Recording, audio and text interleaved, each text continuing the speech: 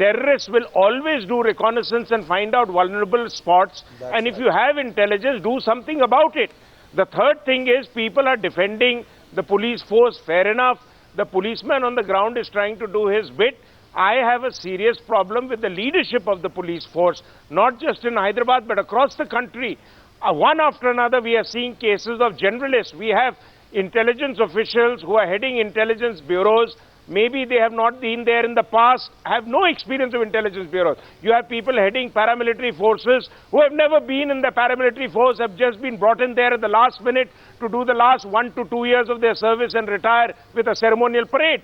You have people who are heading intelligence organizations are not held accountable after 26/11 attacks because there were 2 months left for them to retire, and they would have been hard pressed to get an honorable discharge if they were exposed, so they were allowed to go home. There is a full bureaucratic nexus that is working against national interests. Yeah, so that however nexus, much people may defend the bureaucracy and the police force, but they're not doing what should be done on the ground. There's no professionalism. And finally, on up, the CCTNS project was meant to connect every police station in India for the last 4 years, and it's taking them 4 years to do trial and error and get that right. Why can't we have connectivity or passage of information across the board in the country when this country is one of the world's highest cell phone users, and we can't have the police force connected with every police station knowing what inputs are coming from Delhi and otherwise? It's a complete shame with the way the police force acts. I'm not blaming the policeman on the ground. The police I have a question here. No, I have a question. I have a question for Mr. Karthikeyan, please. Maru, 1 minute.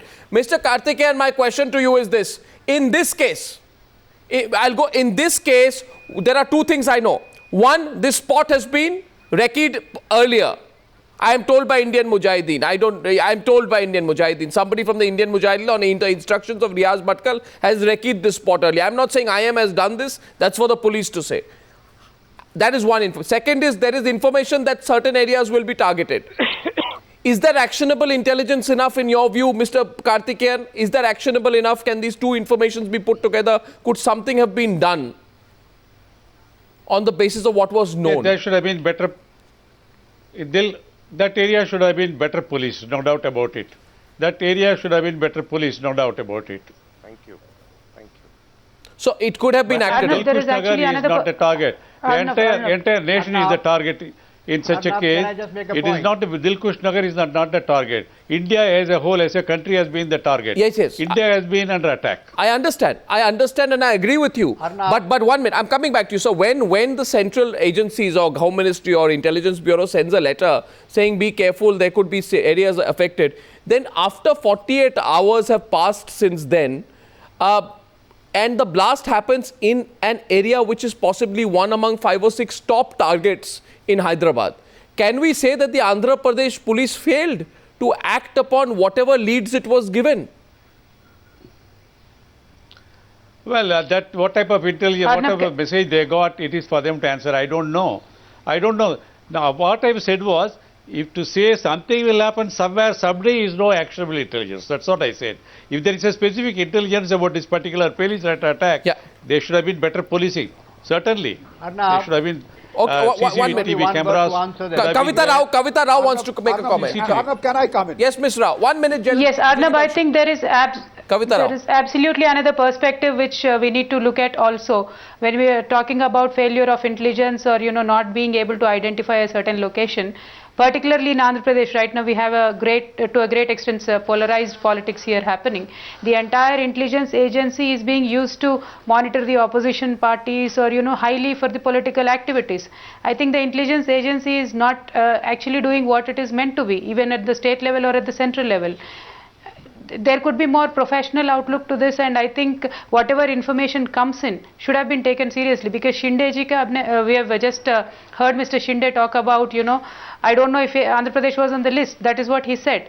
So, maybe he is not able to comment about it on the media openly or whatever. Or maybe he doesn't know. I think the intelligence or maybe he doesn't know. I think the Home Minister of India should have information should have information on his fingertips and should be getting a better briefing before he comes to speak to the media. And after a blast happens in Andhra Pradesh, the Home Minister of India says, I'll find out if there was anything specific on Andhra Pradesh. Either it's a yes or a no. Yeah, and the agencies are heavily being used for the political issues, not for the national security issues. Yes, General Bakshi. That is a major problem here. Yes, General Bakshi, quickly, please. Let's get a couple of comments in.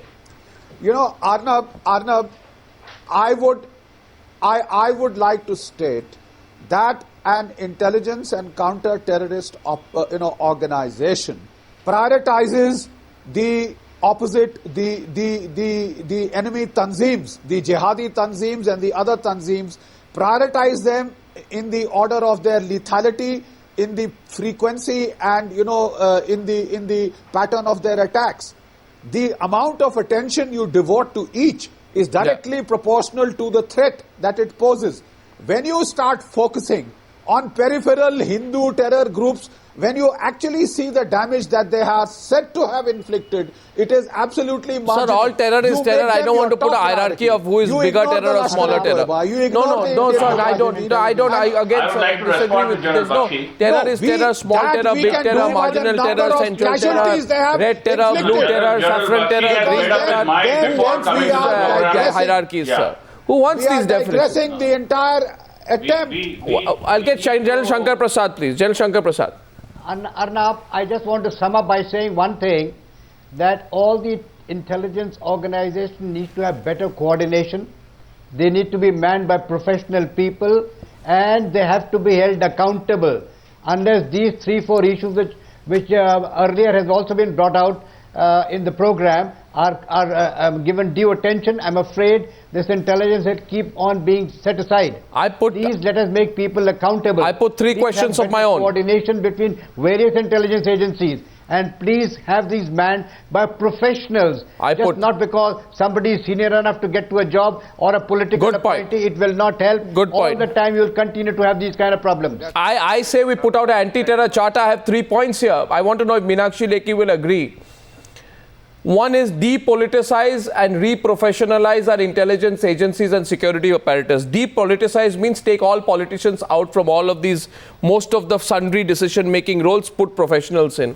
Second, make a solemn promise to the people of India that you will never do politics on terror, which also means that if somebody makes a silly remark, then you don't debate it for 3 weeks ad nauseum and insist that that becomes the only issue. That's not the only way to deal with it. The third is, probably I'll get agreement on this at least, is common policy on Pakistan. This country does not have a common political policy on Pakistan being the source of terror, and hence we don't hammer the point home that 80-90% of the terror that happens in our country originates from there. Yes, Meenakshi Lekhi. I'll take the third point first, that when a particular soldier of our country is being beheaded, we are busy giving visas on arrival to Pakistanis, and we have given visa even to Javed Miadad, who happens to be a part of in-law of one of the known terrorists and anti-national person. And if this kind of policy of cajoling these people, the terrorist organization or their funders, is going to be assumed by the Indian government, we can't expect better results. That's number one. Number two, you said we should not be responding to somebody's silly remark. I do not agree with that part for the simple reason that if somebody is silly and that silly person anybody can make any remark, but then you can't politicize terror. I'm sorry. No. One is not doing that, but when a particular party and opposition, RSS, and these kinds of reckless remarks are going to be made, where you're giving fodder to people like Hafiz Saeed I think other people from Pakistani. We'll take that up. You need to bring it in public purview. I'll take it up tomorrow. You need to bring it in public purview. I will. And many other information which is kept away needs to be brought in public purview so that there can be a reasoned debate.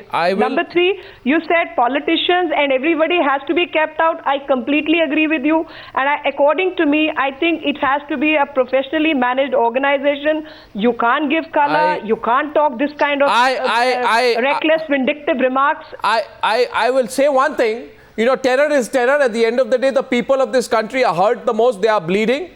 And I think there are only 2 points to remember. There was, as Mr. Karthikeyan says, Mr. Karthikeyan says today. It cannot be used as an agency for settling political scores. Sure. You can't, if there is an encounter of a terrorist or information supplied by the central government, the same central government cannot tell CBI to investigate. Well, I think there are only 3 questions. I'm repeating once again. I'm going to pick this up on Newshour tomorrow, ladies and gentlemen. One, however hypothetical it may sound to some, will we have a solemn promise? 1 minute. Solemn promise. No politics on terror. Not one statement on a politics on terror. Only combined political statements on terror. And let any politician who does politics on terror from either side, right, left, north, south, be completely alienated and embarrassed. Is the political class of this country ready for that? Second, common policy on Pakistan. And the third point is to completely professionalize. Bring people like, bring